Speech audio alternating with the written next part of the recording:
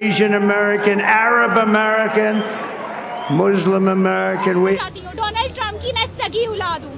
ये clearly mind पे सबके करना चाहती हूँ। डोनाल्ड ट्रम्प की मैं सगी औलाद हूँ। मैं मुसलमान हूँ। अल्हम्दुलिल्लाह मेरे लिए बड़ी खुशी और फख्र की बात है कि मुफ्ती सलमान अजहरी साहब अल्हम्दुलिल्लाह औरंगाबाद तशरीफ लाए। कि मुफ्ती सलमान अजहरी साहब ने मुझे खुद से फोन किया, मुझे दुआओं से नवाजा। नमस्कार साथियों, जैसा कि कल ही हमने आपको एक वीडियो दिखाई थी जो कि अमेरिका के अभी मौजूदा राष्ट्रपति डोनाल्ड ट्रंप की है, जहां पर वो मुसलमानों का शुक्रिया अदा कर रहे थे।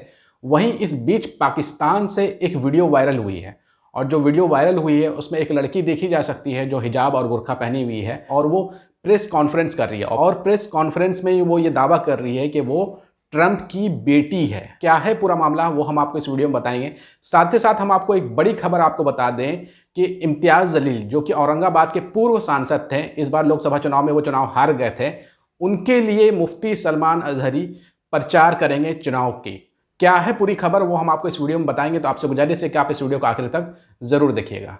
जैसा कि साथियों आपको पता होगा कि इम्तियाज़ जलील पूर्व में पहले वो पत्रकार थे और पत्रकार किस चैनल के थे, एनडीटीवी के। अडानी के खरीदने से पहले वो एनडीटीवी में पत्रकारिता करते थे और जब 2019 में लोकसभा चुनाव हुआ था तो वो पत्रकारिता को छोड़ करके महाराष्ट्र के औरंगाबाद सीट से लोकसभा चुनाव लड़ते हैं और वहाँ उनको जीत मिलती है और जीत मिलने के बाद वो संसद में पहुँचते हैं। उसके बाद उन्होंने औरंगाबाद में बहुत सारा काम करवाया, लेकिन 2024 में जो लोकसभा चुनाव हुआ उस वक्त महाराष्ट्र में चुनाव बाइपोलर हो गया था। एक तरफ इंडिया अलायंस था, दूसरी तरफ एनडीए अलायंस था। दोनों के बीच में से जनता को किसी के एक को चुनना था, इसलिए औरंगाबाद की जनता ने इम्तियाज़ जलील को नहीं चुना और वहां से किसी और प्रत्याशी को संसद में भेज दिया है। लेकिन अभी एक बड़ी खबर सामने निकल करके आ रही है कि इम्तियाज़ जलील ने खुद दावा किया है कि मुफ्ती सलमान अजहरी ने उनको फ़ोन किया है और फ़ोन करके शुक्रिया अदा किया है। और शुक्रिया किस बात पे अदा किया है, वो बात यह है कि जब मुफ्ती सलमान अजहरी को गिरफ्तार करके मुंबई से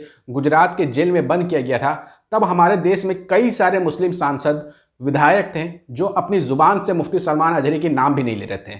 ये वो मुस्लिम सांसद थे जो मुसलमानों के वोट से तो चुनाव जीत जाते हैं, लेकिन अपने मुस्लिम उलमाओं के, अपनी मौलवियों के लिए आवाज़ नहीं उठाते हैं। तब औरंगाबाद के पूर्व सांसद इम्तियाज़ जलील ने मौजूदा सरकार को एक लेटर लिखा था और मुफ्ती सलमान अजहरी की रिहाई के लिए आवाज़ उठाई थी। जिसके बाद जब मुफ्ती सलमान अजहरी कुछ समय के बाद रिहा हो गए हैं तो उन्होंने ऐलान किया है कि वो इम्तियाज़ जलील के लिए एक दिन चुनाव प्रचार करेंगे और खबर ये आ रही है कि वो 16 नवंबर को औरंगाबाद आ रहे हैं और वो इम्तियाज़ जलील साहब के साथ दिखेंगे स्टेज में भी। ना सिर्फ स्टेज साझा करेंगे बल्कि वो इम्तियाज़ जलील के लिए चुनाव प्रचार भी करेंगे और अपने फैन से कहेंगे कि आप इम्तियाज़ जलील को वोट करिए। इम्तियाज़ जलील जो है वो ऑल इंडिया मजलिस इत्तेहादुल मुस्लिमीन के प्रत्याशी है, यानी कि असदुद्दीन ओवैसी की पार्टी के प्रत्याशी है और उनके लिए एक बहुत बड़ी खबर है कि उनके लिए मुफ्ती सलमान अजहरी प्रचार करेंगे। हम चाहते हैं कि ऑल इंडिया मजलिस इत्तेहादुल मुस्लिमीन के प्रत्याशी इम्तियाज़ जलील क्या कह रहे हैं, आप खुद सुन लीजिए उन्हीं की जुबानी। बहुत अजीम शख्सियत अकबर साहब 17 को आ रहे थे, मैं 16 की बात कर रहा हूं। अल्हम्दुलिल्लाह मेरे लिए बड़ी खुशी और फख्र की बात है कि मुफ्ती सलमान अजहरी साहब अल्हम्दुलिल्लाह औरंगाबाद तशरीफ लाए।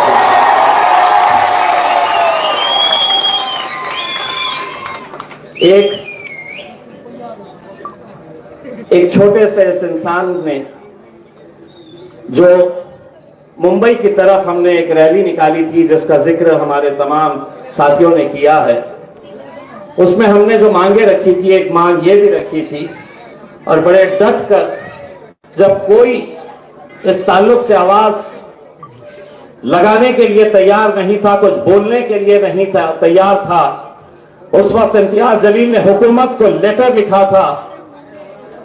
उस वक्त हुकूमत से ये मांग की थी कि मुफ्ती सलमान अजहरी साहब को रिहा किया जाए। अल्हम्दुलिल्लाह कुछ दिनों के बाद वो रिहा हो गए और मेरे लिए इससे बढ़कर और क्या फख्र और क्या खुशी की बात हो सकती है कि मुफ्ती सलमान अजहरी साहब ने मुझे खुद से फोन किया, मुझे दुआओं से नवाजा और उन्होंने मुझसे ये कहा कि इम्तियाज़ जी आप ऐसे वक्त में मेरे लिए आवाज उठाए जब सारे लोग खामोश थे। मेरी ख्वाहिश है कि इंशाअल्लाह इस बार आप औरंगाबाद से जीत कर आए और मैं आपके लिए जो कुछ भी करना चाहूंगा, आप मुझे इजाजत दें तो मैं औरंगाबाद में आकर आपके लिए एक जलसा लेना चाहता हूं। अल्हम्दुलिल्लाह मुफ्ती सलमान अजहरी साहब ने ये जब पेशकश की तो मुझे ऐसा लगा कि अल्हम्दुलिल्लाह अब कितनी भी आफतें आ जाए, कितनी भी रुकावटें आ जाए, जो सितम ढाना है ढालो, जो इल्जाम लगाना है लगा लो, जो बातें करना है कर लो। इंशाअल्लाह मुफ्ती सलमान अजहरी साहब की मौजूदगी और उनकी दुआएं मुंबई के विधानसभा तक इम्तियाज जलील को पहुंचाने के लिए काफी रहेगी।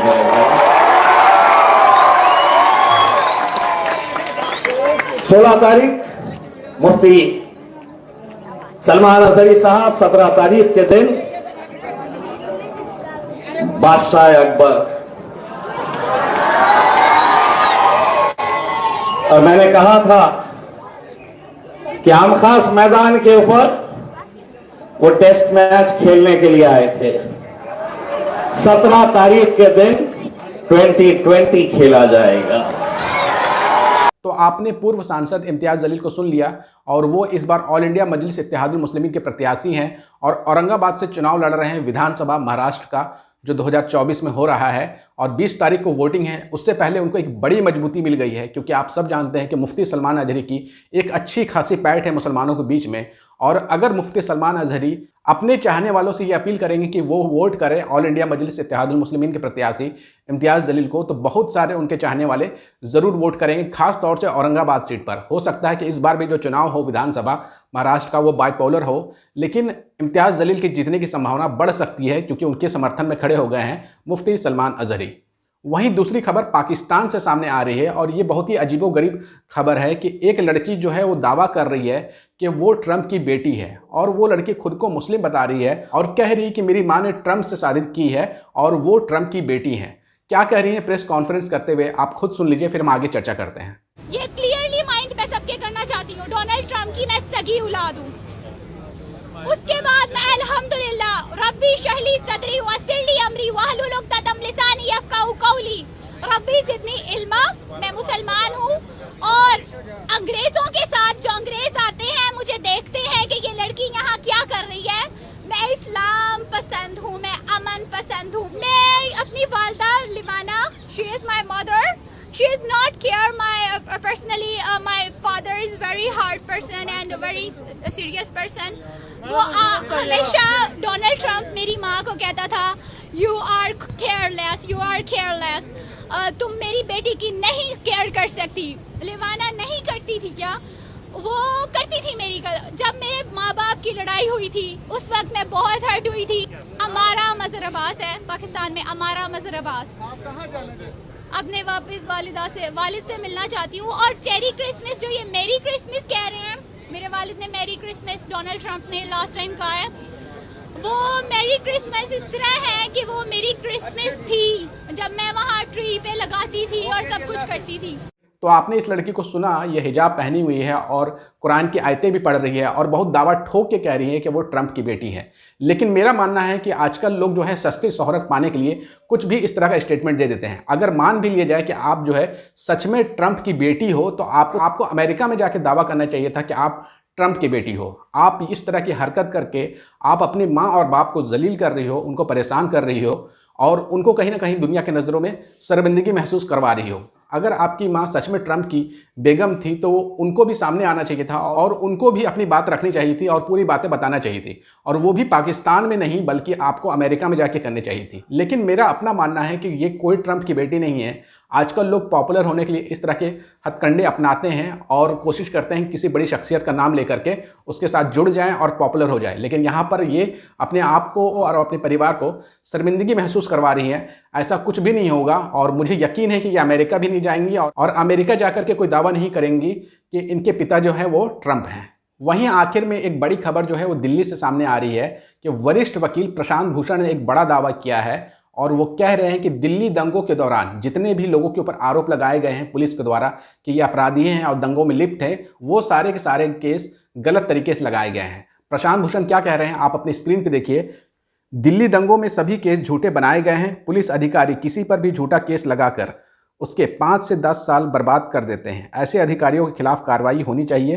प्रशांत भूषण, वरिष्ठ वकील अधिवक्ता। यानी कि वरिष्ठ वकील प्रशांत भूषण ये साफ साफ कह रहे हैं कि बहुत सारे लोगों के ऊपर पुलिस जो है मनमानी तरीके से मुकदमा दर्ज कर देती है और उनकी ज़िंदगी के 5 से 10 साल उनको जेल में बिताना पड़ता है। और उन अधिकारियों के ऊपर, उन पुलिस वालों के ऊपर कार्रवाई करने की मांग कर रहे हैं प्रशांत भूषण। और हो सकता है कि प्रशांत भूषण इसको लेकर के कोई याचिका दाखिल करे सुप्रीम कोर्ट में। तो साथियों, ये अब तक की अपडेट्स थी। आपको कौन सी अपडेट सबसे ज़्यादा अच्छी लगी है कमेंट करके ज़रूर बताइएगा और इस वीडियो को ज़्यादा से ज़्यादा शेयर करिएगा।